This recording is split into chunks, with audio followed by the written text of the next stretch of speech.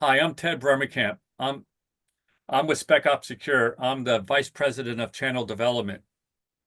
We have a great webinar for you guys today on cybersecurity and a guide for custom integrators. I hope you guys will enjoy this. We're going to talk about cybersecurity and RMR and how it's essential to your business and your customers in today's society. With me, I have Jeremy Dresser. He is our National Account Manager for SpecOps Secure. And I have our CEO and President, Far Shepard of SpecOps Secure. Far is a 20-year veteran in the luxury residential and commercial services industry in IT and cybersecurity. He's on the CEDIA Cybersecurity Task Force, working with industry leaders to make sure we're all equipped to handle the growing threats out there. We recently won 2 awards at this past CEDIA for our new product, Cyber Protect, which we'll touch base on today. We are so excited to receive those 2 awards. So with that, I'll turn it over to Far, who's going to show you how Cyber Protect can help you grow your business and recurring revenue while giving your clients the protection they need. Oh, one thing, Far. If you guys have any questions, put them in the chat, and we'll leave plenty of time at the end to answer questions. And allowed to ask more questions, just so you know the format. Thanks. Take the show, Far. Thanks, Ted. I'm excited to walk you and everybody through how cybersecurity can become a key part of your business, not just for protection of your customers, but also for building your recurring revenue stream. So let's dive right in on how Cyber Protect can help us do just that. So here's an agenda of what we'd like to cover today. We want to talk a little bit about the product itself, understand how it will shift to recurring revenue and helping you to build that. We want to talk to you about the multi-layered approach of cybersecurity, how that can help you protect your clients on all fronts of the attack surface. We want to make sure that we support you in educating your clients on cybersecurity. So we're going to talk about the strategies for explaining the value of the product. We also want to make sure that all the technical folks know that it's a simple installation process, streamlined, setup for integrators, and you'll really enjoy hearing a little bit about that. Managed risk and compliance is something that you might not think that is might affect you in your business. If you're primarily dealing with residential clients, you might be surprised to find out that that isn't necessarily the case. So we want to make sure that you guys know the regulatory compliance and how to mitigate that risk in your business. And then finally, talking about how to establish sustainable income through cybersecurity and other recurring revenue. So to get right into it, we thought we would put a poll up for you guys. If you could consider this: are you today offering any cybersecurity services to any of your clients? So we've got a few choices here. We'd be interested to know, and we're going to put up the results of the poll at the end of the poll, at the end of our discussion today, so you can see kind of what your peers are doing and how everybody answered as well in a percentage scenario. So are you offering it? Not really. I'm interested, but I'm a little bit intimidated. That would be something we would like to know. So go ahead and answer those. And then as we move on, we will get right into our information. We'll have a few more polls as we go as well. So to introduce the product, Cyber Protect, this is a shift for you in recurring revenue. We really want you to think about this as not selling this as a one-time product to them and collecting the revenue annually, but this is a monthly RMR, recurring monthly revenue. So in order to do that, we needed to offer a comprehensive protection, something that would help your customers and clients sleep better at night, and to make sure it was something that we could feel good about, lowering your risk and making sure that we're not adding any additional risk to ourselves or to you as our partner. So that requires us to offer ongoing client monitoring, risk assessments, incident response, and really more comprehensive protection, even password management, and giving you a foundation or a platform to build on so that you can add more services and continue to increase your gross margin.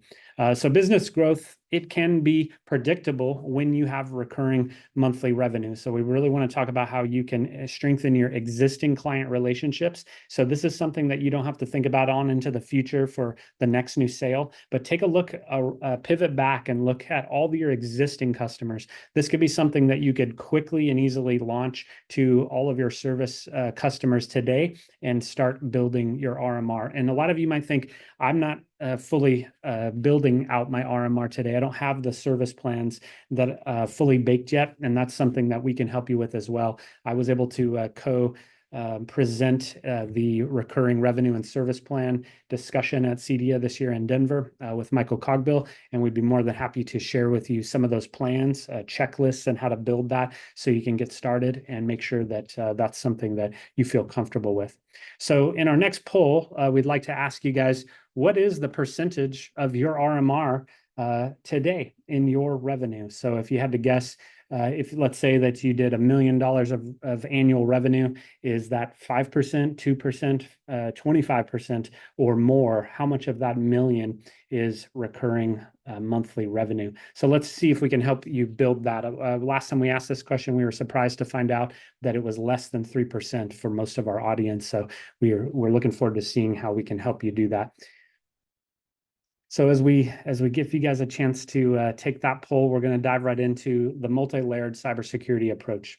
So the first thing that we want to do is educate you a little bit about what the cybersecurity terms are and what are the things that we're offering. So many of you guys have heard the term SOC, and a SOC is a security operations center. This is the team of people that are working around the clock to address threats. And the way that we address those threats is by looking at data. And that data, when it comes into the SOC, it's called telemetry. So telemetry data comes from a number of different things. It can come from software that runs on a tablet or phone. It could come from software that runs on a computer or server.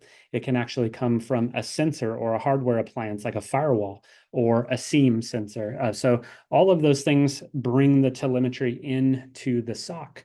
Now, once we're looking at all this data, then we can do something with that, and we can manage it, detect, and respond.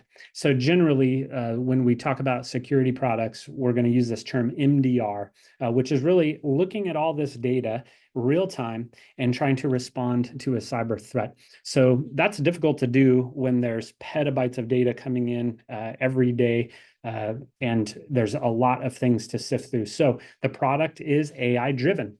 In order to look at all the threats, we are going to incorporate an AI technology into this process. So that means that this is a cutting edge solution that you'll be able to offer to your customers.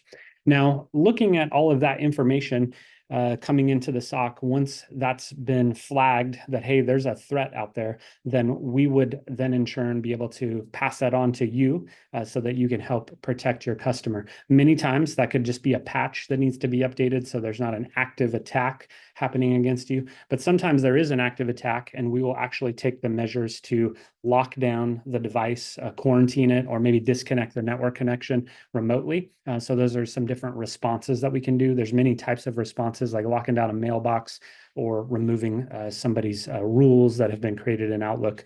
Those can be automated. But all of that happens through the SOC, through managed detection and response. Now, in addition to that, it's important to now stay ahead of what's happening. And so it's important that we do a quarterly risk assessment. So part of our product set is going to include an appliance that's going to allow us to do a really awesome scan of the subnet. And there may be many subnets if you're doing multiple VLANs inside of your locations for your customers. So we're going to produce this risk assessment for you. And then we can look at that risk assessment and put your logo on it and educate you and sit with you even to present it to your customer. And what that's going to allow you to do is point out to them that, hey, the landscape guy just put in a new irrigation clock and it hasn't been patched. Now there's a risk to your network, or the pool and sauna controller has now been accessed remotely. So we need to lock that down. Maybe we found that they didn't want to spend the money on a camera upgrade, and they've got 10-year-old cameras, and those haven't had a patch. And there is no patch available because the manufacturer stopped supporting that. So maybe that risk assessment becomes for you a roadmap to building more revenue for your customer. So this can be a really good thing. And now we have that benchmark so you can see how that has been improved over time. And remember that all of this time that you're using to fix things through the risk assessment is billable for your customers. So you're now creating a new revenue stream here, helping to reduce their risk through these quarterly risk assessments. Another thing that is important in the solution, a lot of people now are buying something like NordVPN so that they can watch movies while they're traveling, or maybe just to secure their traffic while they're doing sensitive information. Just yesterday, I talked to a homeowner who said to me that he doesn't trust the internet in his own home. He doesn't have a firewall today. So he literally hops on a hotspot inside of his house and does all of his banking on the hotspot. So that's no good. We want to make sure that people feel safe and secure in their own home, in their own residential network, or in their commercial network. So rather than having them spend money with NordVPN, part of our solution is to take money out of Nord's pocket and put it in yours. So we will offer the ability to, in our package, to encrypt traffic. So while people are traveling, they can feel safe and secure. And it might also help them to use some streaming media services while they're traveling. So that'll be another benefit for you and your customers as well. So VPN services are built right in, and that will now elevate the level of their security posture that is happening with them and their traffic. So this is just one example of the multi-layered approach. As we think too, though, about another piece that's really important, it is educating the customers on what they know about cybersecurity. So on our next slide, we'll see a few thoughts here. But one thing that we want you to know is we're committed to education. Our company is channel only. So in addition to the account managers doing training with you, we've got a whole partner portal with training videos that are designed for technical folks, for sales team members. And also we will do individual team trainings with you and your team. So when we talk about cybersecurity, a good analogy for you to think about to share with your customers is the physical home or building. I think a lot of people can relate to that they've got a door, there's a lock on the door, but there are windows and people could enter through the windows. Maybe they've got a door alarm, a sensor, but what happens if they broke in through a window in the skylight? Is there internal motion sensor? Would that pick that up, or are we only watching the front door? How do we prevent them from even getting to the door? By putting maybe a fence out the door, but surely they can cut through the fence. Well, what not if I've got a security guard monitoring and watching around, and they're really not going to take the risk to take the time and do that. So those are layers of security on a physical residence, and we have similar parallel in cybersecurity. So for you all to remember as a takeaway here, there's no one solution that's going to protect someone from all the cyber threats. So we have to take a multi-layered approach, just like that example I gave you. So for example, a firewall could be like that lock on the door. But what happens if somebody breaks into the local network, or they entered to the network physically and they're moving data around? The firewall may never see that data movement. They call that east-west traffic inside of the network rather than north-south crossing the perimeter. So we use tools like intrusion detection sensors, intrusion prevention. So IDS and IPS are what helps us to monitor things inside of the network. Then in order to put that fence around the outside of the residence, now we can start to use things such as the sensors, the SIEM, the SOC, the MDR services. And it gets to the point where we can use the term threat hunting. So imagine you had a security guard monitoring your premises, and every day at 11:59, he sees this red Honda driving by, and he gets the license plate, and he's able to call that into the police and take some action before that person breaks in, because he sees them every day coming at the same time, maybe with some binoculars. So there's a cybersecurity parallel there when we start to see similar threat actions happening against us, maybe probes, the same IP address, maybe a little scan to see if they can access what type of firmware we're running on our firewall, things like that. We can now take some action to stop them using tools like geofencing and other access lists to block them on the firewall. So all that happens through the the holistic approach that we take, but it's important that you and your team know how to educate your customers. So good training is really going to help them do that. And that's part of what we want you to take away is that you need to make cybersecurity relatable to them. So think about that as you're training your team to use these same terms. IP address, for example, is the front door, but maybe a port is the window. And when you use those terms, it really helps that to visualize it in the mind of your customer. We also want to give them the ability to sleep better at night. So understanding that there's a around-the-clock 24/7 service. It really depends on if the customer is comfortable with you kind of taking an automatic action. It would be ideal if we could lock down a device in the middle of the night when we see the threat happening, rather than waiting until everyone wakes up to make that decision, because a lot of things can happen in minutes now with gigabit internet connections. But that value for them working around the clock and knowing that you and your team don't have to be up at all hours of the night, that our team and our SOC is helping you with that, is really going to help build the value in this product for you and your customer as well. And a lot of people think, well, wait a minute, security is the enemy of convenience. I just want to go home. I don't want to have to log in and scan my eye and my thumb and do all these things. I just want to turn on Netflix and use the product. So we can say to them that this product really runs in the background and protects them without a lot of extra effort. So the most effort that the customer needs to put forth is in the beginning to discuss with you, what do they want this product to do? Do they want them to automatically lock things down, or a phone call?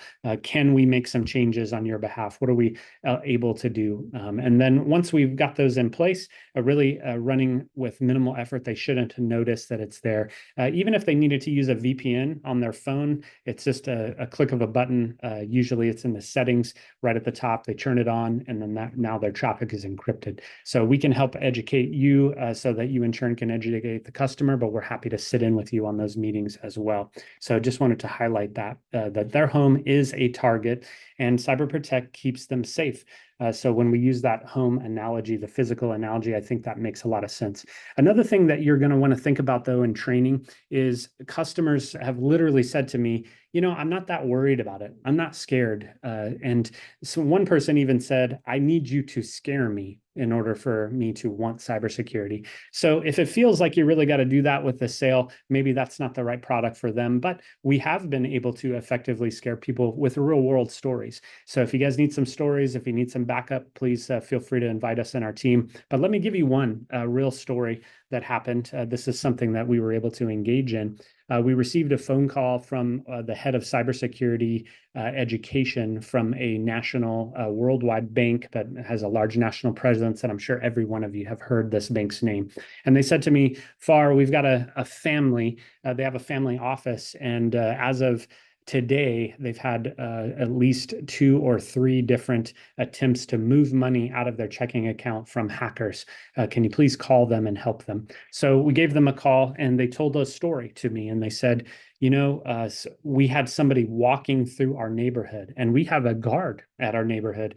So they hopped a fence, and they were walking around with something in their hand. And they looked suspicious, so we called the guard. He actually called the police. Police came. They had no reason to arrest him, so they just asked him to leave. It was private property.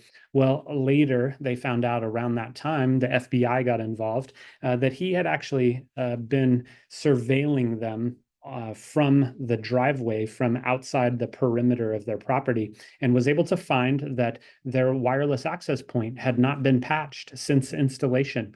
He was able to find that the name of the family was used in the Wi-Fi name and the SSID that the integrator set up. He was able to find out that the FBI relates to him, and he tells me that they found some of their credentials on the dark web from an Experian hack or some Target hack, and they were able to use some of those credentials now to get not only through the Wi-Fi that hadn't been patched, but they were able to install some AI inside of their organization to the point where it learned how the family was talking to one another, and they were initiating large six-figure checks via FedEx, which the FBI intercepted.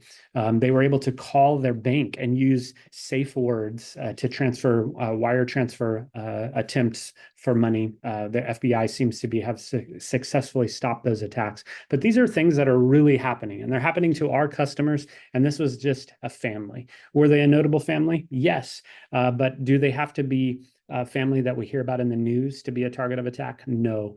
We can see within minutes of somebody's name going on a company webpage that they are some sort of partner or founder or executive, that they are immediately getting attacks through places like China, North Korea, Russia, and others. So all of our customers should be scared and they should want to buy this service. And so if you need those stories and ammunition, we've got many of those. We'd be happy to share them with you, of course, without redacting any sensitive information. So keep that in mind, because really that's part of them feeling confident in the solution.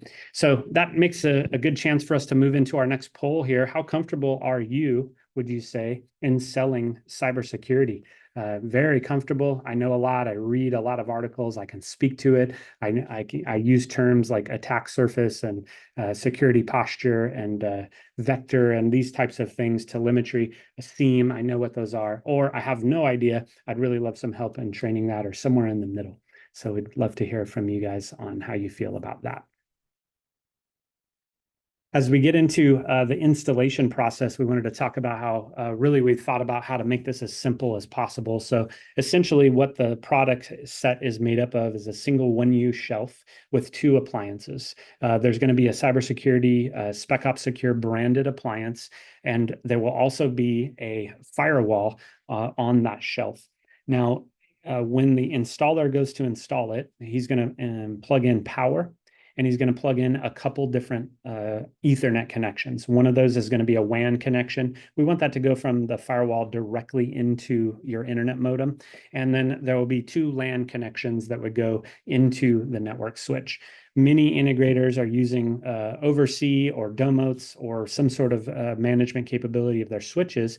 And so we make an assumption at this point that we don't have to take the internet down at this point. So the service tech can put this in, plug those things in, and walk away. At this point, it boots up. We're able to start seeing some audit traffic moving around, and we can schedule a time to make a change in the middle of the night at whatever time works for your team and the customer. And that middle of the night change effectively is turning off DHCP on the existing router or firewall, turning on DHCP on ours, and that essentially will bring traffic over to our new appliance, which has a direct connection to the modem there.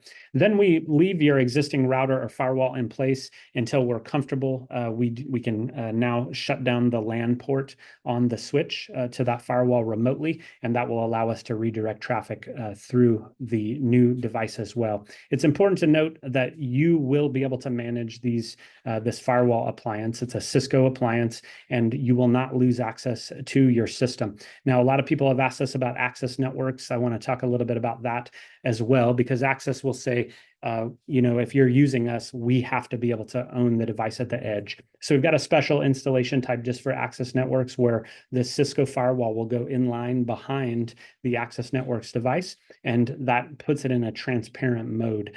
So the only thing we lose there is the ability to terminate VPNs or some of those direct secure traffics to our new firewall. But otherwise, we'll still get all the telemetry. We'll still be able to do all the protection because it's filtering everything behind. Access will still be able to access their router remotely, and that should make for a good situation. So Ted, did you still have an additional comment on that as well? No, we got it. Okay, very good.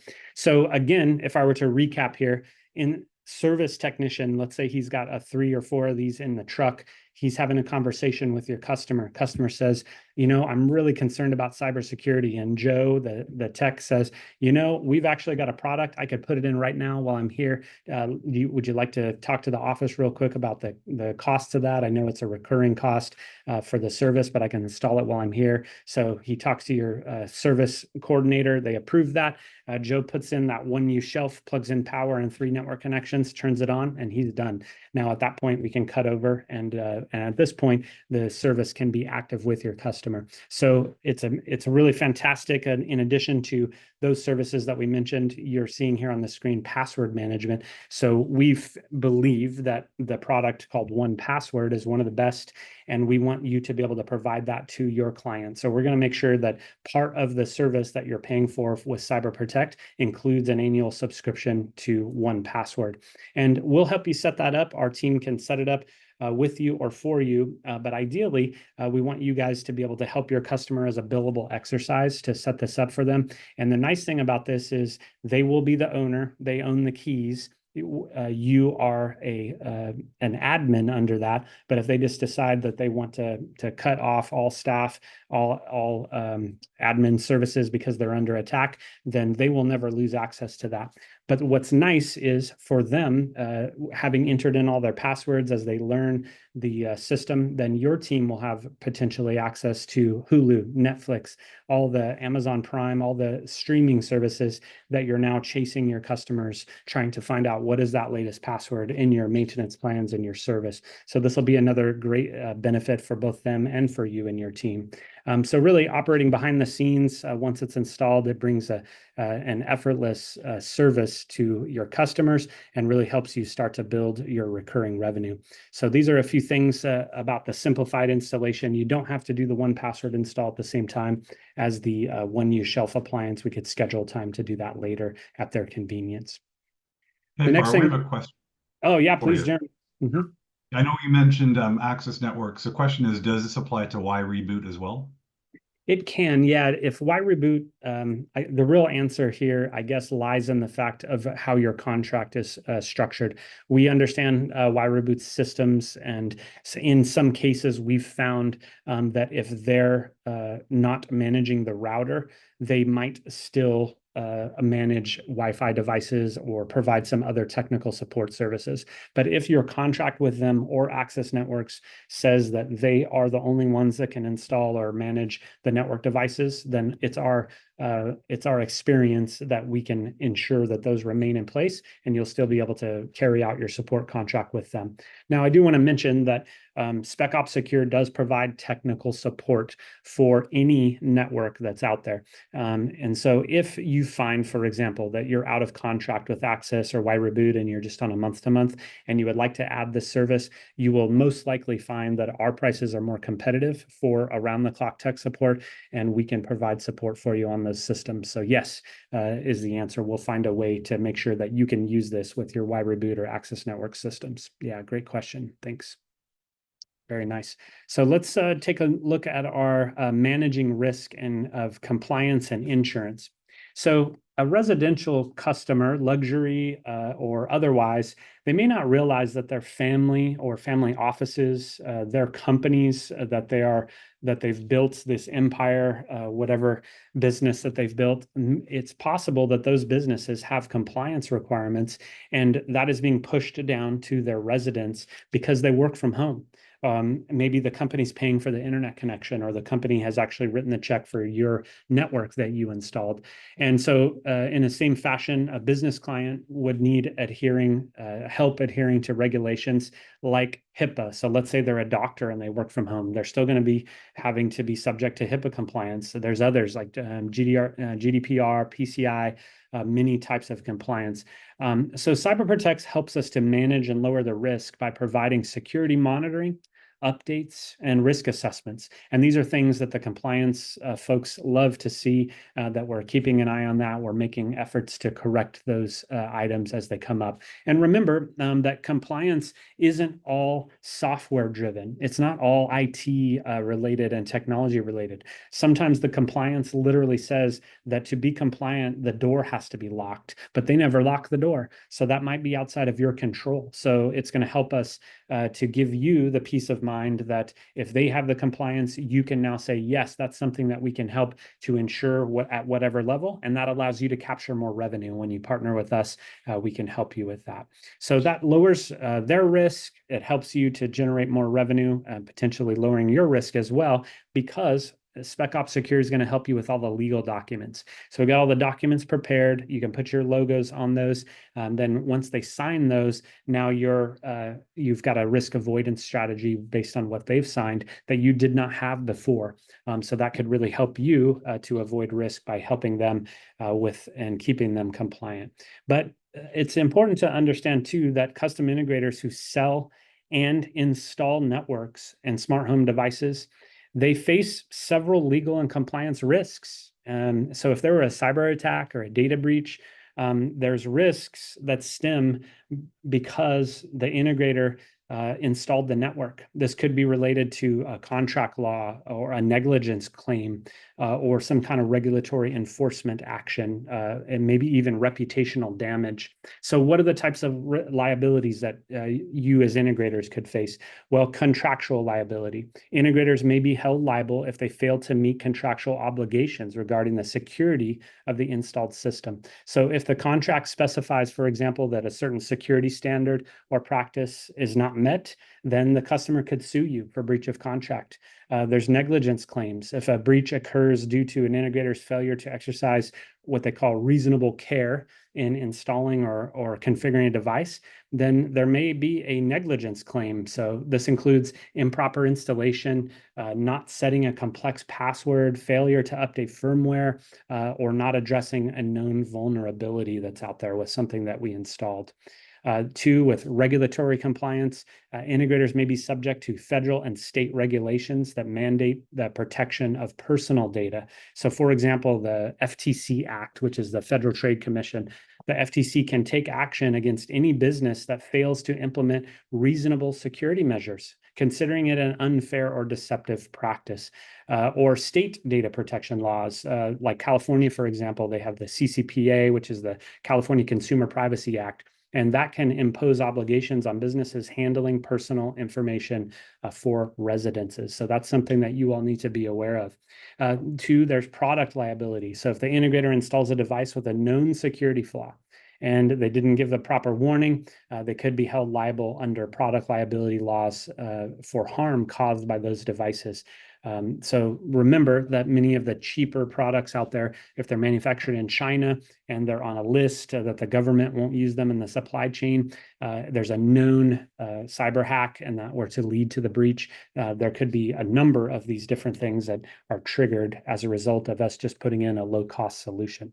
There's a couple more. Breach of privacy law, for example, unauthorized access to personal data due to inadequate security measures that could result in a violation of privacy and lead to fines and actions. And then finally, the reputational damage we talked about. So beyond legal consequences, really, a cyber attack could damage your reputation, and that would really harm you, leading to a loss of trust and business. So we put together all of these in a QR code for you guys, which you have here. We'd encourage you to look at that. These are all the legal and referenced resources that we just mentioned here. So this would be something to review with your leadership team, or if you're the owner, maybe take a look at this. You might want to examine those a little more closely. And there's some ways you can protect yourself through updating your contracts and making sure that you're compliant in those areas. So we just thought you guys would benefit from hearing that today, just because you're not selling cybersecurity doesn't mean that you don't have the risk. In fact, it's the opposite. So we want to help you put some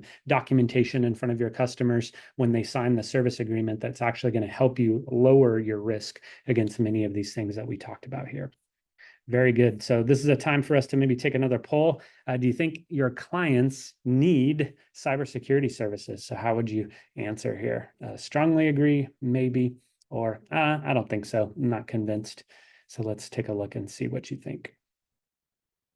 So as we're taking a look at that poll, I'll just keep rolling here, and we want to make sure we leave a little bit of time before the top of the hour for questions as well. But building RMR through Cyber Protect services. So integrators can really help sustain their revenue with RMR. We all know that. I think at CEDIA, I was listening to some of the other folks think, hey, I want to sell my business, but I'm not getting a good price. And it's because they didn't have any service contracts, or because they were selling service, but they were taking the money annually with the sale. They weren't actually billing it on a monthly basis, and they didn't have an agreement for it. So RMR is really important in that regard. So this is a way to help you do that at a high margin. We're seeing that in one case I recently was aware of, a family, just a single family. There's about, I would say, 14 people in their organization that help them at their staff level. So these are about the size of maybe many people that you work with. They're spending now $6,000 per month on a multi-year contract for cybersecurity services. Now, is that Cyber Protect? Yes, but there's a bunch of other additions on top of that. So we're going to tell you about some of those additional things that you can add on top of that foundation once you have Cyber Protect. So advanced security services could include intrusion detection, intrusion prevention, like we mentioned. There's something called geofencing, which says that if your traffic is coming from a certain region of the United States or any country that they don't want to do business with, certainly Russia, China, North Korea, but what about Eritrea? Should they allow that person from Eritrea when they try to log into their firewall, or is that something we should drop immediately? So that's geofencing that we can add on top of that. And many people say, if I'm not conducting business in a country, then I don't want them, they have no business trying to log into my systems. And so they might add New Zealand and Australia, they might add England and the UK and some European countries, but everybody else is blocked. You know, that's how some people are treating the geofencing. In addition to that, we talked about quarterly risk assessments, but that's something that you don't have to have only with Cyber Protect. You could actually sell a risk assessment to somebody as a one-off exercise, generate that revenue. We would help you write the report. We've seen risk assessments for a single residence that are over 1,000 pages. So we're going to write that executive summary of a few pages with the critical, high, medium, and low severity items, and help you put a proposal together on how you can remediate those items. Many of those things we'll be able to do on your behalf. You just mark that up and collect the revenue. And from there, we often see a lot of sales as well. So it doesn't have to start with the Cyber Protect to get the risk assessment. We can do that one as a one-off for you as well. Incident response is also something important to talk about. So today, if somebody asked you, I think I got hacked, who do I call? Would you know who to call? We often liken that to a 911 phone call. And what if you're in a car accident and you needed the jaws of life and you dial 911 and a lifeguard shows up with a ring buoy ready to do something? That's the wrong guy. So that's the example of if you don't send someone to the correct team quickly when they have an incident, then time is wasted, lives can be lost in the real world. In cyber, this could actually mean data is being stolen, theft and deceit and burglary, all these things are happening. So risk incident response is what we're talking about here. So just the fact that they've got Cyber Protect now means that they can call incident response and we can help, but incident response is billable. So you'll be able to make a nice margin on that. We'll take care of the incident response with them. But what we like you to do is get ahead of that by saying, okay, if the worst were to happen, let's sell them an incident response retainer. And that's something that you can sell them at a nice margin. So you might say, well, wait a minute, I thought if they have Cyber Protect, then there won't be any incidents. And that's not the case. I mean, you can make a car the safest car in the world to drive. It can have airbags and seatbelts, but somebody can still crash the car. So the same is true with cyber. If somebody clicks a link in a phishing attack, they could still trigger an incident. And so that's something that you can sell to them. But if they're not a Cyber Protect subscriber, then you could also sell incident response when they call in. You collect the dollars, authorize them to speak with one of our security analysts, and then we will get started on helping them. So that's another thing that you can do in addition to the quarterly assessments as well. There's other things that you can sell people. We see a lot of traction on things like threat hunting, on penetration tests. They want more visibility to be able to stop traffic on things that are happening on their network. Maybe they host parties, somebody's plugging in something. They're not exactly sure if that's malicious or not. So we can put in these SIEM sensors and really put a wider net around everything that's happening. If they travel a lot, that we've got a great partnership with companies that will help them to make sure that they're protected while they're on the road. There's also great services for reputation that we can help you with that would help your customers and help you make a nice margin as well. Penetration testing is another one that you could potentially sell today. If somebody says, I need a pen test for a insurance audit, or I'm selling my company and since I work from home, they want my home to be pen tested as well. So we can offer that service to you. There's different types of pen tests. There's external and internal, and on internal, it affects all VLANs. So the internal one can be a lot more work. But the difference in a pen test and a risk assessment is a risk assessment is us looking and seeing, hey, this there's a crack in the window, or this sensor doesn't work, the cyber equivalent of that. A pen test is we're going to try to break into that window. We're going to see what we can get, if we can actually steal something once we break in. So it's an active breach, and to see what we can do if the systems really hold up, even though maybe they are patched as well. So those are different ways for you guys to generate revenue. Now, we want to talk for a moment about the rule of 78. And the rule of 78 is a really interesting one, especially if you haven't been selling a lot of recurring revenue. But we're going to start with this number of $1,000. And maybe that's one service contract that you sold at a monthly price. Maybe it's 4 $250 service contracts that you sold. But you might think to yourself, well, I started in January, at the end of December, I now have $12,000. That's what I've sold. But the fact is that that's compounding revenue for you. So look at the bottom line down there at the second month, even though you've sold $2,000 in February, you've added the 1,000 from January. So you've got 3,000. In March, it's now 6. Now it goes to 10. So by the time the 12 months goes to fruition, you've collected $78,000 of revenue, and you're billing $12,000 of monthly revenue. By the time 3 years goes by, you will have billed out almost $250,000.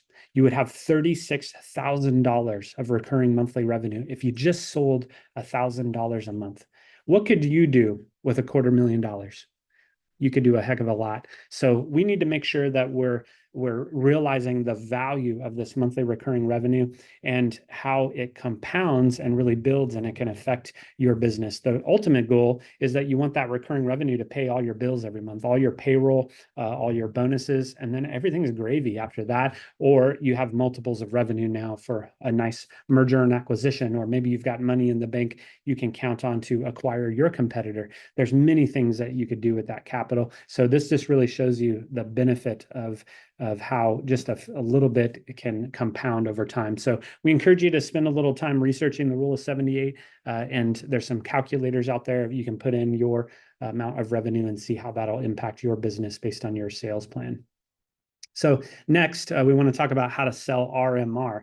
So one thing is emphasizing that this is not an insurance policy. We're not asking you to cover an unlimited amount of service for your customer when you sell them a service plan. So remember, what we're selling them is proactive protection and time to service them, but it's time that's really billable.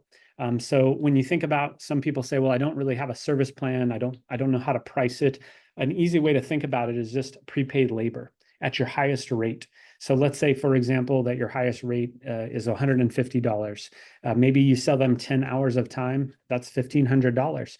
And take that 10 hours and make that into a maintenance plan. So you're going to do a quarterly visit, 10 hours, and maybe there's no time in there to remediate or fix the issue. We're just identifying problems. So sell them some extra time on top of that to remediate the issue. So this is a proactive protection. And what's your highest margin thing? It's labor. So this is really going to be a good way for you to start that. But we recommend that you attach to every proposal a maintenance plan. So that's going to help you to ensure that your clients understand how valuable service is. So at Spec Ops Secure, we would say, actually stop selling networks. Make the network part of your maintenance plan. We provide full network stacks to you at a monthly price. You don't have to write a check. The customer doesn't have to write a check. And now the network is with you. So if they decide to change their service agreement for some reason, their network stops working. That's a big way to keep you sticky. but that's an excellent way for you to start building your recurring revenue. So when you think about the types of things that you can put in your proposals, certainly Cyber Protect could be one of them. It could be monitoring. It could be a preventative maintenance visit monthly, quarterly, annually. It could be a camera maintenance, cleaning the lenses and adjusting, updating firmware, making sure that the retention policy is there. It could be many different things with all the services that you sell. Put them all out there in front of them. How do you know that they won't say yes to all the things? If you don't ask, you won't know. So we recommend that your sales team attach all of them to every proposal, if at all possible. Sales training, of course, is key. And we, with our partnership program, are going to sit with your sales team. We're recording sales videos. We're going to teach them how to overcome objectives. Many people will say, well, wait a minute, if I don't know if I want to rent that thing, I want to buy it. Well, Cyber Protect, there is no option. The service providers that provide a lot of these solutions with us that we've bundled together, they are only available as a monthly option. But they might say, well, on the network, let me see the number for selling it and renting it, and we'll help you with that. We'll also help you in the trainings to avoid certain words that you don't want to say. For example, when you're talking about a rental of equipment, you never say the word lease. Why? If I go to a car dealership, I lease a car, I have the option to buy it. When I rent a car, I don't go to the dealership, I go to Hertz. And guess what? I can never buy the car from Hertz. I've got to take it back to them. So when you rent hardware, the hardware comes back to you, and they don't have that option to buy. And that's really good for you because that helps you to upgrade it in 5 years when that end of life cycle has ended. So these are great things for you to think about in the sales training. Will help you overcome all those objections from your customers. Key selling points, highlighting all the different things that make it available to them. And so, for example, we would recommend that maybe you have the option of a same-day parts replacement for your customer. We can help you fulfill that. We'll plant gear that you can keep on site so that you can do a same-day service plan, and that costs a lot more for them. They can only get that if they have your service plan. If the customer doesn't have your service plan, they should definitely be paying a mobilization fee. Now with your service plan, you'll waive the mobilization fee. See, there's all kinds of different ways to help highlight and accentuate your service plan to your customer in those key selling points. So we can help you structure that and then help you train your sales team on those items as well. Overcoming customer objections is our next slide. So really, we want to make sure that you have all the talking points. We understand the common objections. These are some of them.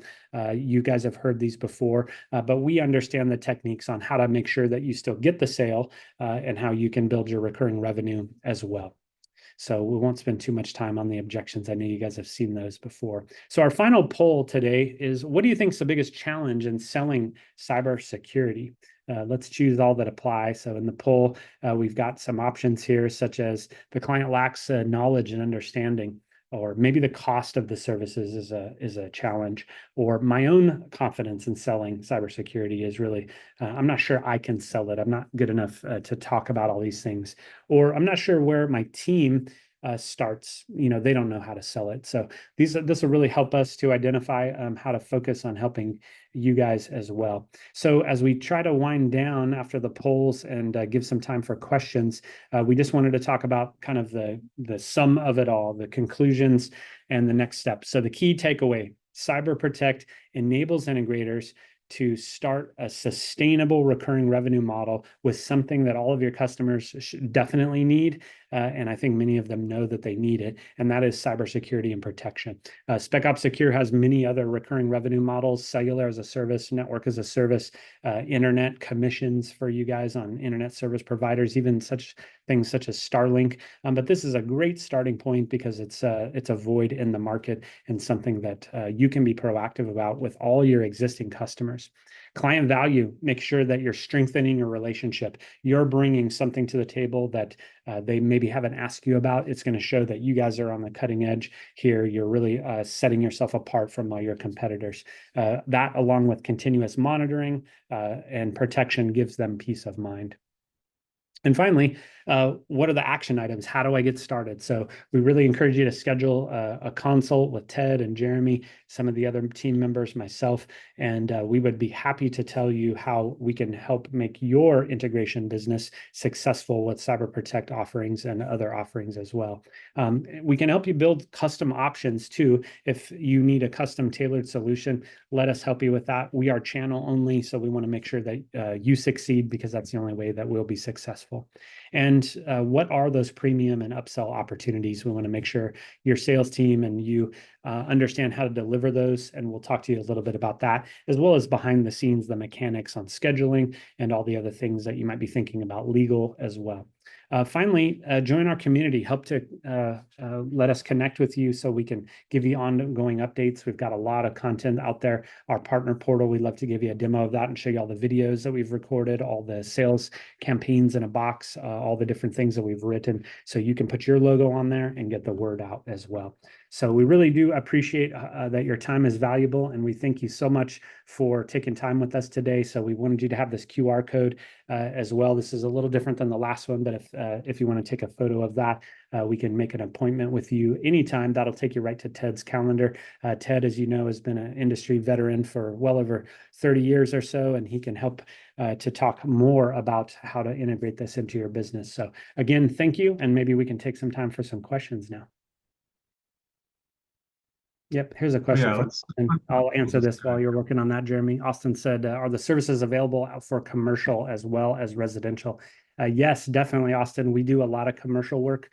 So all of these solutions will be commercially viable. If anybody has a compliance, for example, or there's something that you would like to offer to a commercial company, no problem. So the Cyber Protect is something that we sell to businesses and residential through other partners. Remember, SpecOp is channel only. We don't sell direct, but it is malleable for your needs. So if you've got a company that wants to do a pen test, we can certainly do that, or any type of service offering, including if they have a managed service provider, we can bolt this service right on top of their existing managed service provider. And then they wouldn't have to displace that company. If you're providing the managed service, we can bolt that on top. And really, it helps you to be the front person if you're providing that service. If you just would rather get a referral and a commission check, then we can refer it to one of our other companies that can provide the service directly and make sure that you guys don't leave any money on the table. So that's a great question. Yeah, thanks, Austin. Those are some interesting results for the cybersecurity. Yeah. 60% said they're not offering it, but interested. 20% say yes, and 20% say sometimes. Very Okay. interesting. Very good. 1 second, we'll go to the next poll. Good. I'm glad to see over a few of us have over 25% of our revenue as RMR, but a lot of the results were under 25%. So imagine if that was a quarter, a half, or 3/4 of your revenue. So having a great product to offer is a good starting point. This is an amazing product for you, but we can definitely help you craft a lot of other solutions, including giving you guys the preventative maintenance checklist if you're not sure where to start. That was part of our CEDIA class that we taught in August in Denver this year, is where to start on building the service plan. So we'd love to partner up with you guys on that. So thanks for your honesty there. Next, we have Comfort selling cybersecurity. Oh, good. Half the people not comfortable. Okay. At least a couple people know a few things. Somebody's really confident, but at least half of the audience would like some help. So happy to tell you that we can do one-on-one trainings. We have a lot of recorded training material as well. If anybody's out there using a learning management system or an LMS, we've got good LMS content, so you can plug that right in. Those videos, we've got the test questions, so you can put those in and make that part of your HR process.